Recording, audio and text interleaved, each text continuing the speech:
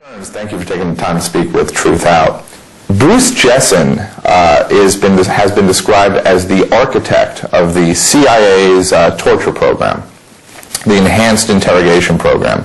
And you had some connection with Dr. Bruce Jessen. Can you tell us a bit about that?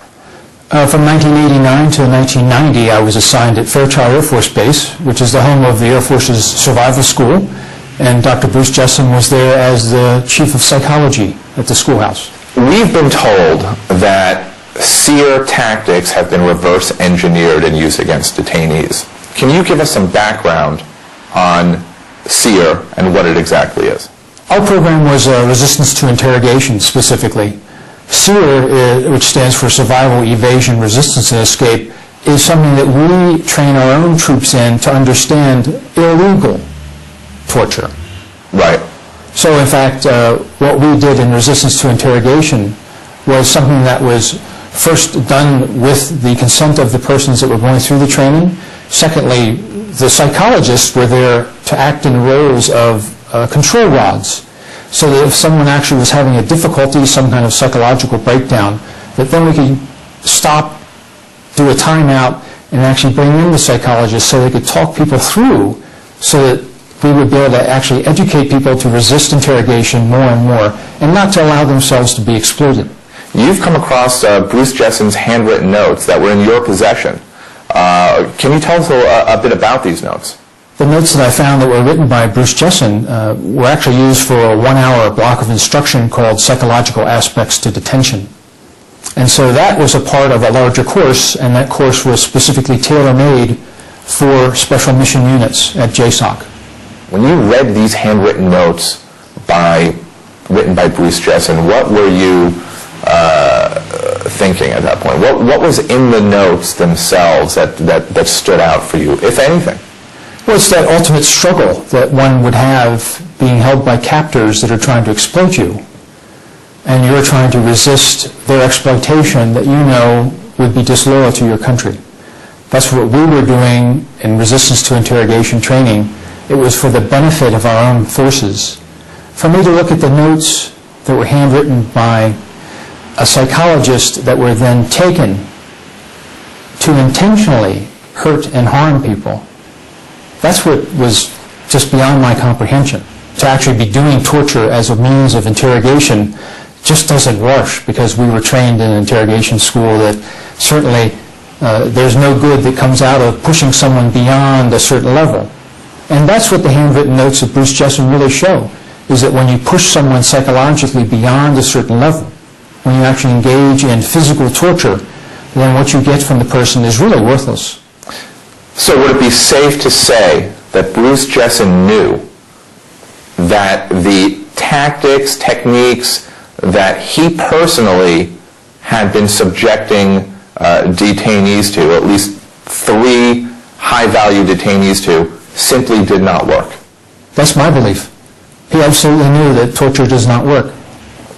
The Senate Armed Services Committee conducted an investigation into the treatment of detainees in the custody of the Department of Defense.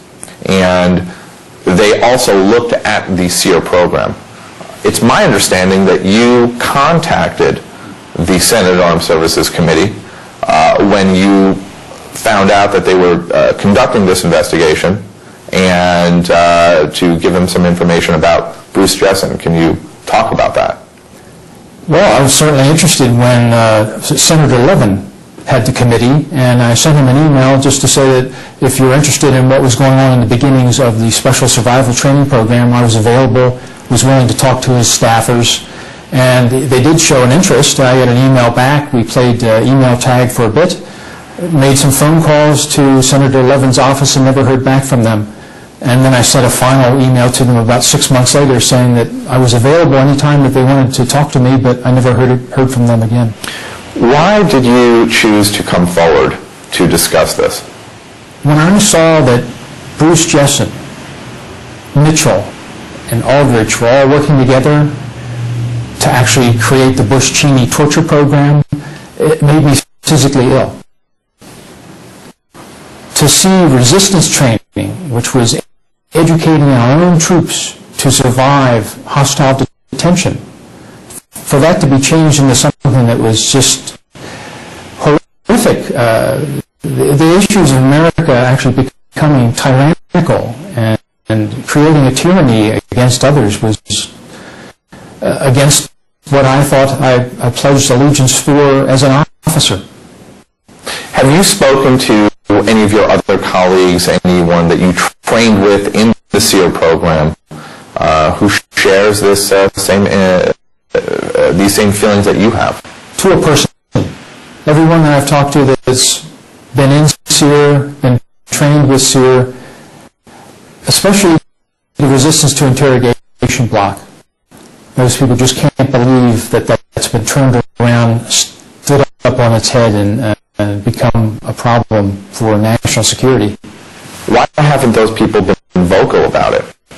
Well, we're talking about the incompetence of the president, the commander-in-chief, during a time of war. We're still at war.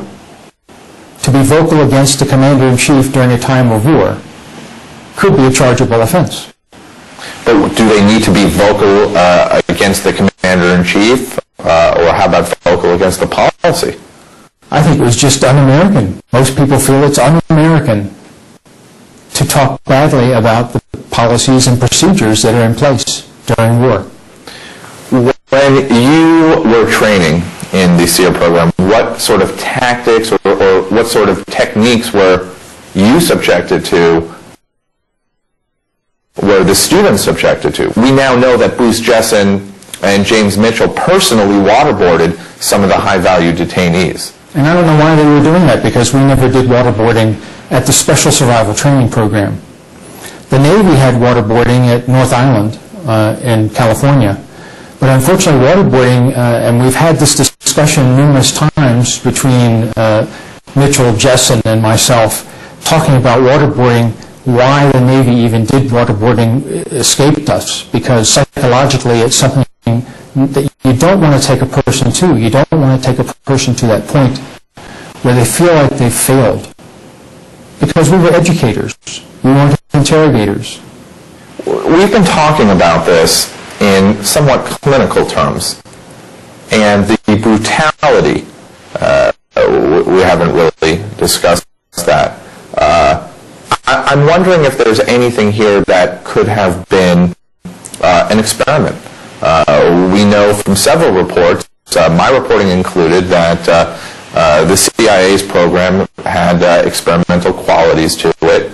I have reported that data was being kept on one high-value detainee, and based on that data, they were tweaking the particular technique, sleep deprivation.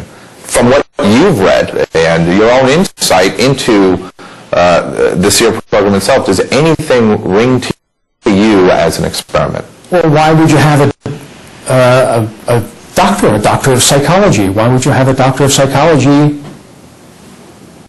waterboarding someone 83 or 183 times?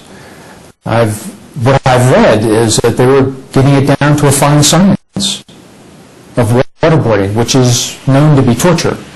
So what we're really talking about is an administration, our executive branch, our president and vice president, and those that were ones who were supposed to protect our country and due diligence, were actually experimenting with torture.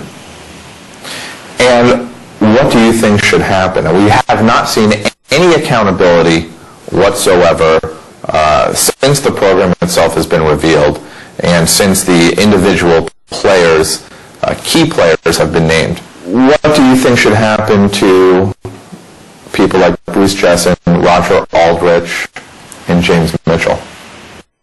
Well, certainly you use the word accountability. I think we should know what it was that they were involved with when, and what the decisions were to rush hastily towards doing torture. We need to understand what went wrong and when it went wrong, and to hold those accountable that actually lied, because torture doesn't work, and we actually are creating a bigger problem than we probably understand.